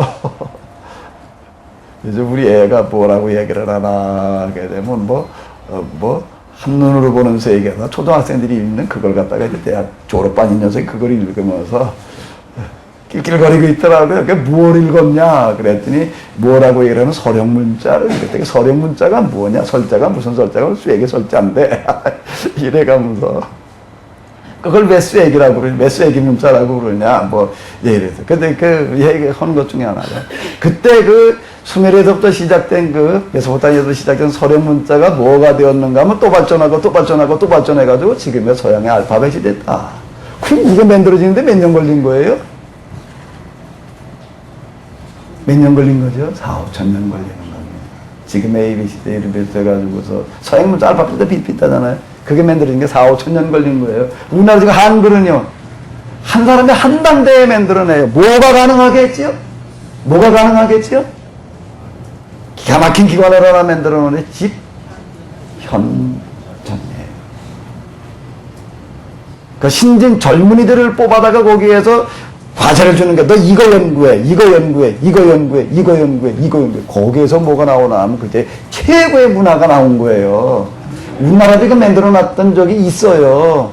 어디에서 나오는 거? 집현전에서 나와요. 전혀 아멘이 안 되시는 것 같아. 이게 교회당에서 이런 게 뭔 소용이 있냐. 이렇게 되는 것 같은데요. 집현전 문화가 우리나라에서 그래도 그 당시 최고의 문화를 만들어 냈습니다. 나중에 이제 정조가 특권 때 흉내내가지고 규장각을 뭘 만들어가지고서 또 그 비슷한 걸 하려고 그러고 하는데요. 자, 우리가 교회 안에서 이제 만들어야 될까, 이제 나중에 가가지고 결론 부분에도 얘기해야 될까, 미리 또 한번 얘기를 한다라고 하게 되면 뭘 만들어내야 될까 하면 토론 문화를 만들어 놔야 됩니다. 질문하고 토론하는 문화를 만들어 놔야지 돼요. 그게 본래 어디에 들어있으냐면 성경에 들어있는 거예요. 율법서 가운데 무슨 책이요? 신명기가 이걸 얘기하고 있는 책이었다라고 하는 겁니다. 성경은 기가 막히게 쓰여져 있는데 질문하지 않고서는 뭘 얘기하는 건지 알 수 없도록 기록이 되어져 있어요. 그런 방식으로 기록을 해놨습니다. 질문하지 않고 성경이 해석되어지는가요? 근데 교회당 안에서 우리 거꾸로 질문하지 마라, 묻지 마라. 자, 이렇게 얘기를 하는. 자, 이거 오늘 복음서 다 끝내야 되는데 큰일 났네. 예수님께서 누가복음 4장 18절 19절을 찾아 읽으실 수 있었던 것은 이들 가운데 누구든지 나와서 자기 생각을 말할 수 있게 해놓는 이 해당 문화 때문에 가능했습니다. 근데 이걸 줄을 읽어보게 되면은 이게 예수님께서 뭘 하시러 오신 거냐라고 하는 걸 여기서 선언하고 계시는 거예요. 이게 예수님의 취임사, 메시아 취임사라고 얘기할 수가 있는데, 주님의 성령님이 내게 임하셨으니 뭘 하시려고요? 가난한 자가 뭘 얘기를 하는 죄인을 말하는 겁니다. 오클로스. 구약에서는 합의로. 근데 이 오클로스라고 하는 이 단어가 신약 성경에서는 여러 단어로 다 번역이 되어져 있는데, 그 중에 대표적인 얘기가 뭔가 하면 가난한 자. 그리고 또 하나는 죄인. 이 단어예요. 가난한 자에게 복음을 전하게 하시려고 내게 기름을 부으시고 나를 보내다 포로된 자에게 자유를, 눈먼 자에게 다시 보게 함을 전파하며 눌린 자. 이거 다 같은 부류를 얘기를 하는 거야. 가난한 자, 포로된 자, 눈먼 자, 눌린 자. 이 사람들이 누가 되는가 하게 되면 복음의 대상. 복음의 대상이라고 하는 거 다시 바꿔 얘기를 하면 뭐예요? 계약의 대상. 다시 바꿔 얘기를 하면 뭐라는 얘기예요? 구원의 대상은 누구인가 하게 되면 가난한 자, 포로된 자, 눈먼 자, 눌린 자, 이런 사람들이다 라고 하는 겁니다. 그들에게 복음을 전하게 하시려고 이 얘기예요. 주님의 성령님이 내게 마셨으니 이 사람들에게 복음을 전하게 하시려고 내게 기름을 부으시고 나를 보내셨다. 그래서 결국 이들과 계약을 맺어가지고 뭘 성취하시겠다는 거예요? 여기 요거 봐요. 한번 여기 읽어보세요. 주님의 은혜를 성취하시겠다는 겁니다. 이렇게 이제 이사야서 61장에 이 말씀을 인용하신 건데요. 신약 성경에 인용되어져 있는 구약 성경 구절들은 히브리어 성경으로부터 인용된 게 아니라 헬라 성경으로부터 인용이 되어졌습니다. 헬라 성경에서부터 인용이 되어진 거니까 좀 우리가 가지고 있는 성경은 히브리어로부터 번역이 된 거고요. 구약 성경에 인용되어진 건 헬라어로 번역되어진 성경을 썼습니다. 그 얘기 자체는 헬라 문화가 얼만큼 영향이 컸는가라고 하는 것을 보여줄 수가 있죠. 왜요? 히브리어 성경을 뭘로 다 번역을 해놓았기 때문에 이미 헬라어로다가 그 번역 과정을 보게 되면 70명이 번역을 했다 그래서 72명 이제 셉투아진타가 이제 그 헬라어로다가 70을 말하기 때문에 그러는데요. 자, 이제 70인여, 이제 이렇게 얘기를 하게 됩니다. 거기에서 인용되어진 것을 보게 되면은 주님의 은혜라고 하는 거가 뭔가 하면 이건 계약에서만 이해될 수 있는 이야기인데 주님께서 은혜를 베풀어 주신다는 이야기가 그냥 이렇게 되는데 이거는 구약 성경의 계약 개념 속에서만 이해될 수 있는 건데 구약에서 맺었던 계약이 그러니까 신구약 성경의 중심 개념이에요. 그러면 거기에 구약에서 맺었던 계약의 또 중심은 뭔가 하게 되면 신해산 계약인데요. 신해산 계약의 중심은 무슨 법이지요? 무슨 법이에요? 안식법이라고 하는 겁니다. 안식일, 안식년, 희년. 이 안식법의 완성은 어디에서 이루어지는가 하면 희년의 희자가 무슨 희자지요? 기쁠 희자. 그 기쁨을 선포하는 해다. 그 기쁨이 어디서 온 게 주님의 은혜에 이제 이렇게 얘기를 하는데 여기 희년을 이야기를 하는 겁니다. 이걸 이제 성취하려 오시었다 라고 하는 겁니다. 그러니까 이 안식일, 안식년, 희년이라고 하는 그 개념이 굉장히 중요한 개념이에요. 이제 구약의 창세기 1장, 2장으로 가보게 되면 이제 하나님께서 세상을 며칠 동안 만드시죠?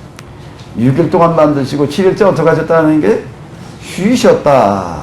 그러나 거룩한 날, 복 주는 날로 정하시고 쉬셨다라고 하는 요 개념이 요게 아주 가장 중요한 구약 성경의 계약 개념의 중심 개념이 되어지는 건데요. 그거를 지금 여기서 얘기하고 계시는 거예요. 그러니까 계약의 핵심이 뭐가 되는가 하면 희년이라고 하는 겁니다. 희년. 그러니까 여기서 이제 예수님께서 말씀하시는 이 계약의 말씀이 이게 참 기쁜 소식이다 그래가지고 뭐라고 부르는 거죠? 지금 우리는 희소식이라고 그러지 않고 뭐라고 그래요? 사실 희소식이에요. 희소식이 무슨 소식이에요? 나쁜 소식이에요? 좋은 소식이에요? 그거를 이제 바꿔서 이제 우리는 뭐라고 번역을 해놓았죠? 복음. 복음이 무슨 뜻이에요? 복된 기쁜 소식이다 라고 하는 이런 걸로다가 바꿔놓았는데 그러니까 이게 복음이라고 하는 얘기가 복음이 뭐가 복음이냐라고 얘기를 할 때 복음을 이해하려고 한다면은 뭐에서부터 이해를 하고 넘어와야 된다고요? 계약에서부터. 계약 중에서 뭐를 이해할 때 복음 이해가 된다고요? 안식이라고 하는 이 개념이 뭘 말하는 것이냐라고 하는 거 이해할 때 복음을 이해하게 된다 라고 하는 겁니다. 자, 그럼 예수님께서 이제 여기서 계약을 이제 취임사를 하시고 난 다음에 어디로 가시는가 하게 되면 마태복음 4장 16절을 보게 되면은 무슨 구절이 있나 하게 되면은 이런 구절이 있습니다. 여기 이제 여기 보게 되면 이제 아까 제가 말씀드린 거 요한의 뭘 들으시고요? 잡힘을 들으시고 갈릴리로 물러가 계셨다가 이제 나사렛을 떠나, 이건 이제 여긴 마태복음에서 나사렛을 떠났다라고 얘기가 되어져 있고, 그 나사렛에서 무슨 일을 하셨느냐라고 하는 건 빠져 있고, 그 빠진 부분을 누가복음에서 보충을 하고 있는데, 여기에서 금방 얘기하는 거, 나사렛 회장의 선언을 이제 하시는 그 이야기가 이제 나오는 거고요. 그 선언을 하시고 난 다음에 나사렛을 떠나 이제 어디로 가셨다고요? 한번 여기까지.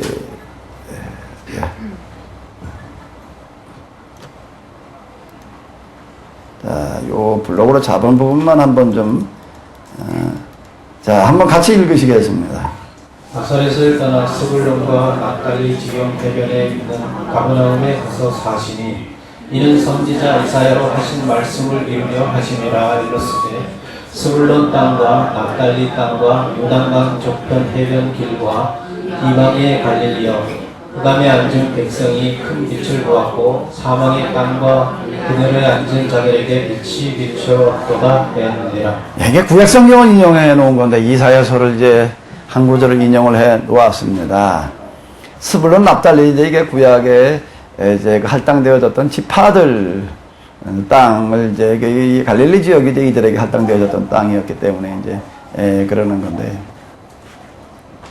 이게 이제 가버나움 지역 쪽이 이제 그랬습니다. 여기 이제 흑암에 앉은 백성이 큰 빛을 보았고 사망의 땅과 그늘에 앉은 자들에게 빛이 비쳤다. 예수님께서 어디로 가셨는가 하게 되면 갈릴리로 가셔서 여기서부터 복음을 전하기 시작을 하셨다라고 이렇게 이야기를 하고 있습니다.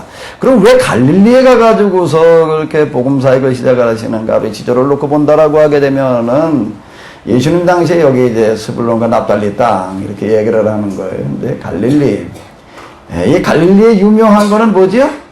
갈릴리 뭐요? 호수. 호수가 왜 그렇게 중요하고 유명할까요?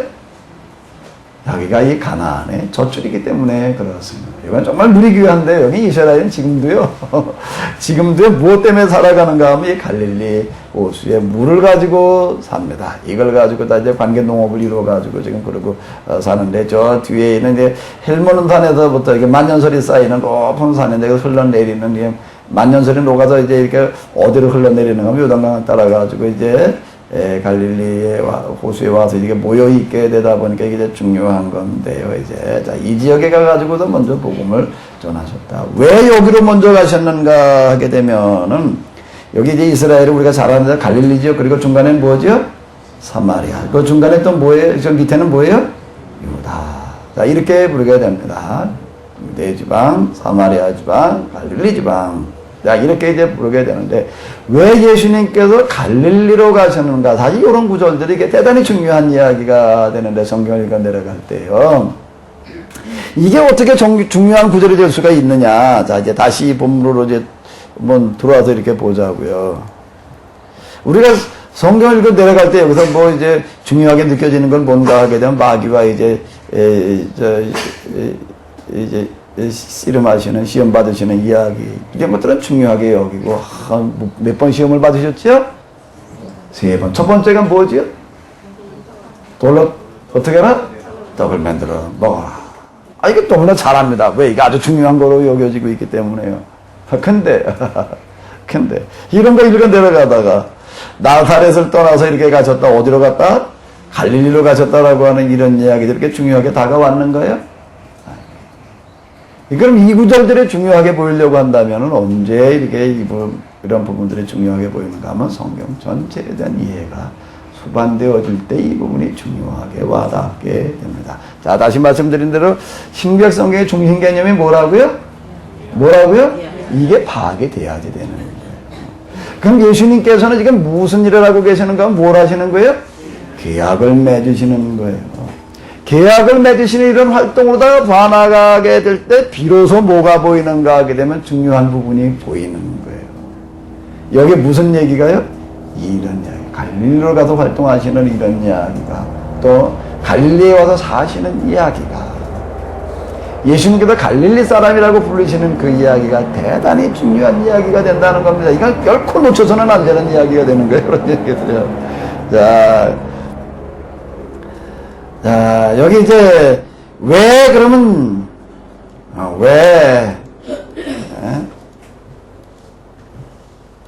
이 갈릴리로 가시는가 하면 여기 뭐 하러 가시기 때문에요?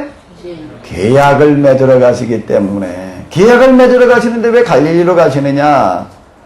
갈릴리로 가시느냐라고 한다면은 당시 갈릴리라고 하는 이 지역은 어떤 지역의 특징을 가지고 있는가 하게 되면은 놀랍게도 이 이스라엘 사회에는 어떤 사회였는가 하게 되면 양분된 사회였습니다. 주로 양극화되어진 사회예요. 양극화되어졌다 그러면 우리는 지금 무슨 개념으로 다 양극화를 이야기를 하죠? 무슨 개념이요? 경제. 그래가지고서 어떤 계층이요? 좀 잘 사는 계층, 중산층, 그리고 또 그 밑에 무슨 계층이요? 서민 계층. 그렇게 양극화되어져 있다라고 하는 거예요. 이게 선진화되어지면서 과제는 어떤 국가를 선진화되어졌다고 그러는가 하면 이게 양극화되어지는 이 경제 체제를 어떻게 하는 거예요? 상류, 하류 다 나뉘어지는 거를 다 이렇게 중산화시키는. 얼마큼 이걸 중산화시킬 수 있냐. 세금제도를 비롯해가지고서 다 이제 여기다 초점을 맞추고서 이제 이게 집행을 하게 되어지는데요. 이렇게 다 이제 양극화가 이게 문제가 되어지는데, 어느 시대는 이게 양극화라고 하는 거 정도의 차이는 있지만 있습니다. 그런데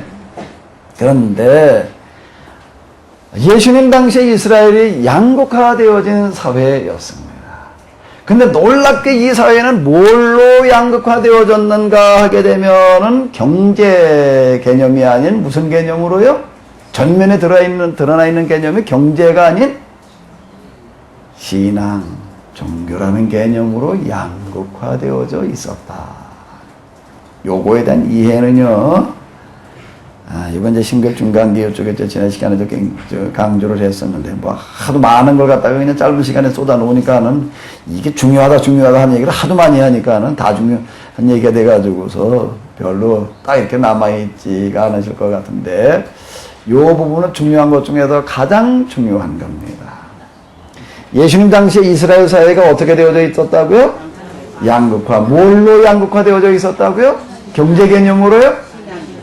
종교 개념으로 양극화되어져 있었다라고 하는 겁니다.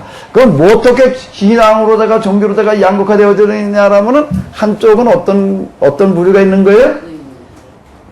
의롭다. 즉 하나님으로부터 인정받고 있는 계층이 있는 거예요. 그런가 하면 그 반대편에 누가 있는 거예요? 하나님으로부터 인정받지 못하고 어떻게 하는 계층이 있는 거죠? 버림받은 계층이 있는 겁니다. 버림받은 계층이 있는 거예요. 자, 이 버림받은 계층을 뭐라고 부르는가 하게 되면은 죄인이라고. 인정받은 계층은 뭐라고 부르고 있고요? 의인이라고 이렇게 불렀습니다. 자, 그러니까 이게 양극화를 가르는 기준이 뭔가 하게 되면 신앙이에요. 신앙이 어떤 거예요? 하나님으로부터 인정을 받았느냐? 인정을 못 받았느냐? 인정받은 사람을 뭐라고 부른다고요? 의인. 그 기준은 이제 당시에 서기관 바리새인들이 정해놓은 기준을 얘기를 하는 거예요. 하나님이 정해놓으셨다는 얘기가 아니고요. 이 얘기는요. 그 사회에 그렇게 생각을 하는 통념이 있었다라고 하는 겁니다. 하나님으로부터 의롭다고 인정받는 그런 계층이 있고 하나님으로부터 죄인으로 버림받은 계층이 있었다라고 하는 겁니다. 여기 다수는 어떤 계층인가 하면 버림받은 계층이 되는 거고요. 소수가 인정받은 계층이 이제 되는 거예요.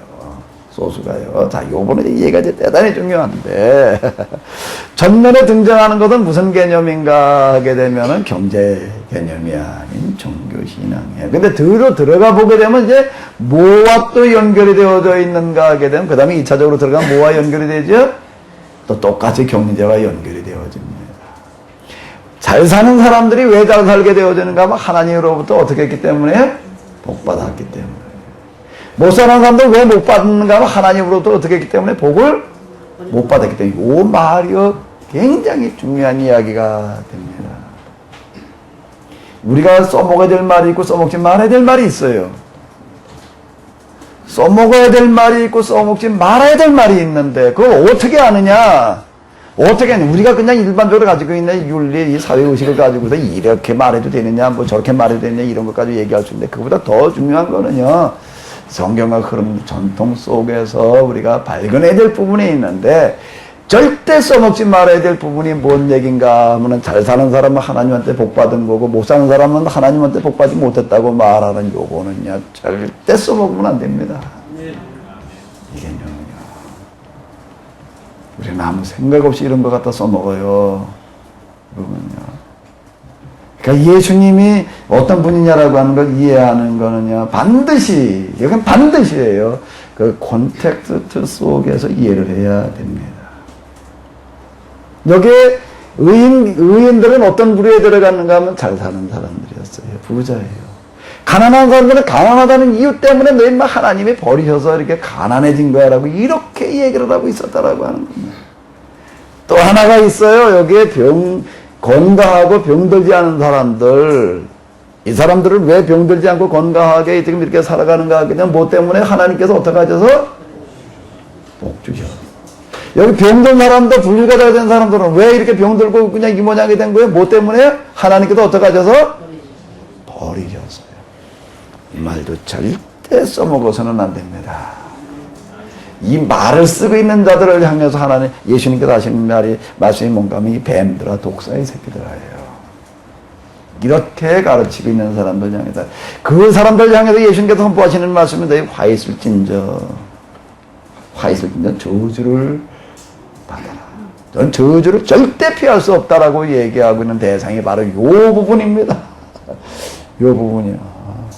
너희가 어떻게 지옥의 판결을 면하겠느냐. 이렇게 얘기하는 사람들은 어떤 사람들인가 하면 돈 있는 사람들, 건강한 사람들은 하나님으로부터 어떤 사람이고 복받은 사람이고, 돈 없고 가난하고 병든 사람들은 어떻게 된 사람이고 하나님으로부터 오고요. 절대 써먹으면 안 돼요. 예수님께서 또 하시는 말씀 가운데도 보게 되면은 성령을 거역한 죄는 어떻게 한다고요?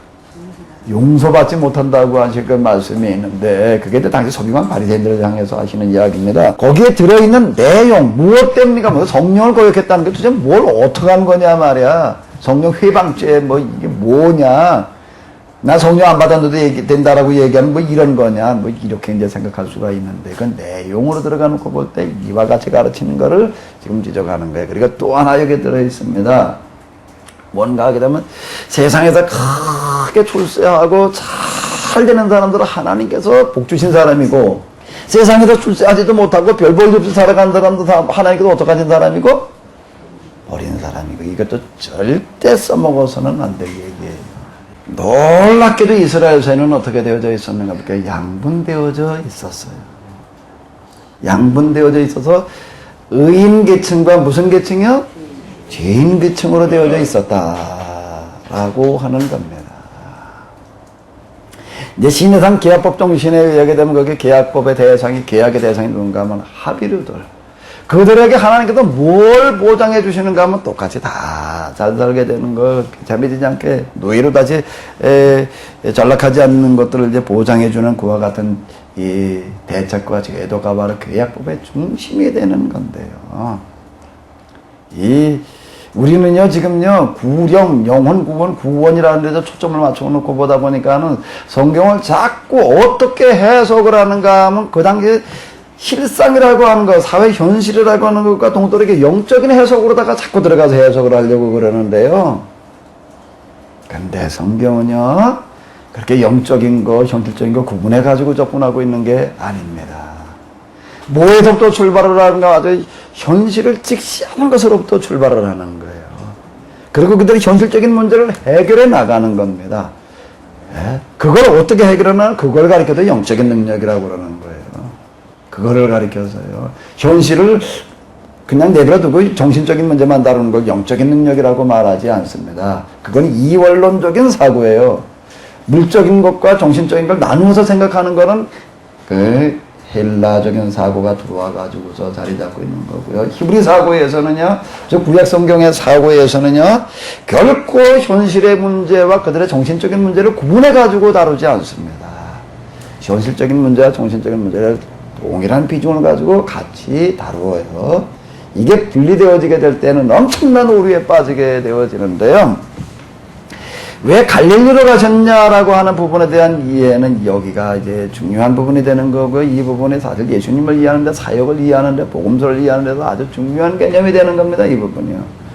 예수님께서 지금 뭘 하고 계시는가? 그러니까 양분된 사회 속에서 어떤 사람들 이제 계약의 대상으로 삼으시는 거예요? 소수의 의인들이요? 다수의 누구요? 죄인들을 계약의 대상으로 삼으시는 거예요.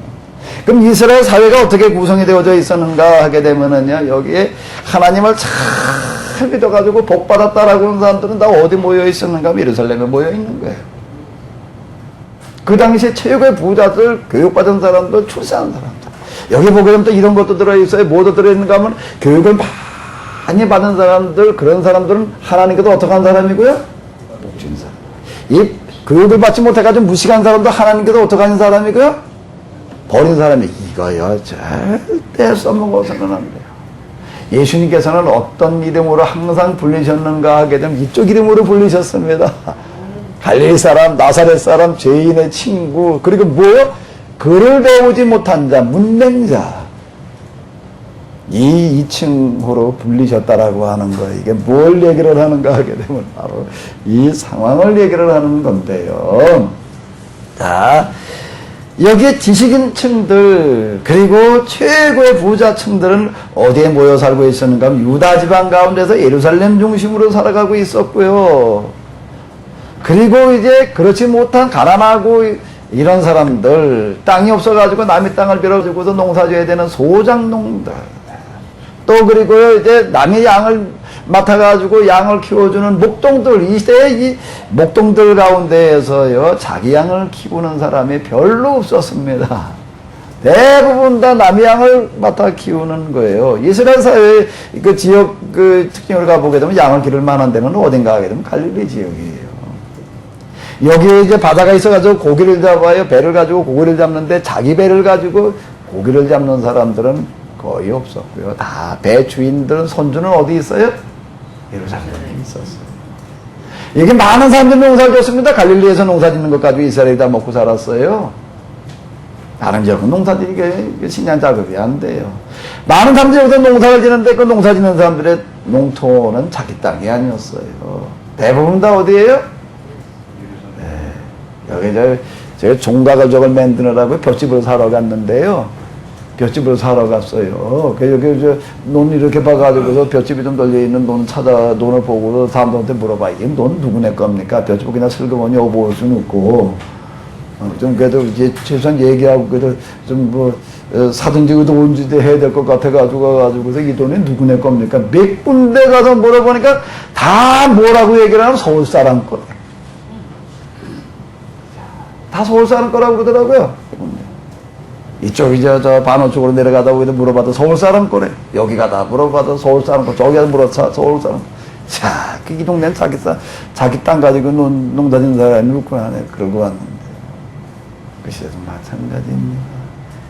다 부재지주예요. 지주들은 어디 있는 거고요?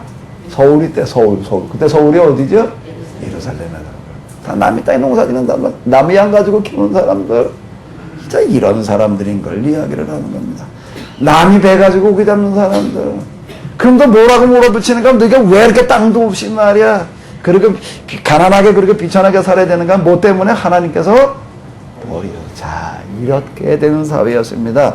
놀랍게도 이 시대 갈릴리 사람 그러게 되면은 어느 지역 사람, 지역을 칭하는 이야기가 아니라 신분과 지위, 계층을 칭하는 이름입니다. 이 이야기가요. 그러니까 예수님께서 갈릴리로 가셨다는 건 이걸 얘기를 하는.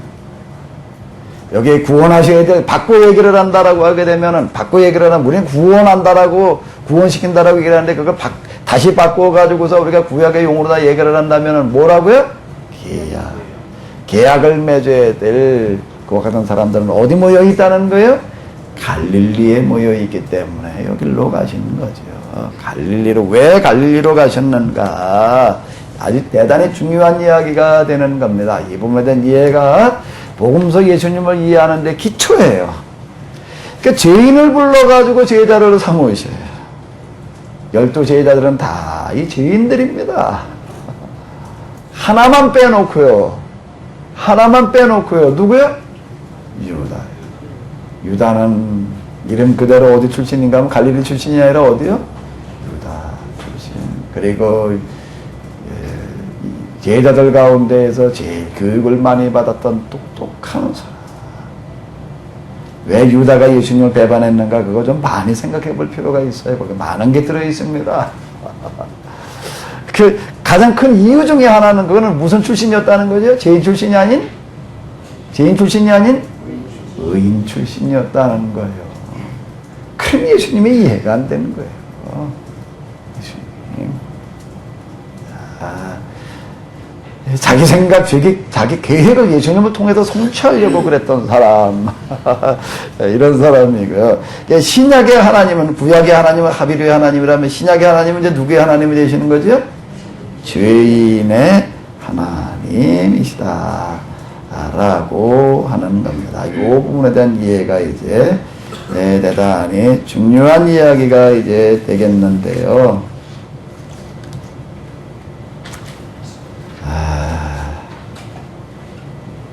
그 다음 올라가려고 하다 보니까 이제 여긴 보따리 클로는 몇 시간 해야 될 내용이고 여기까지 하고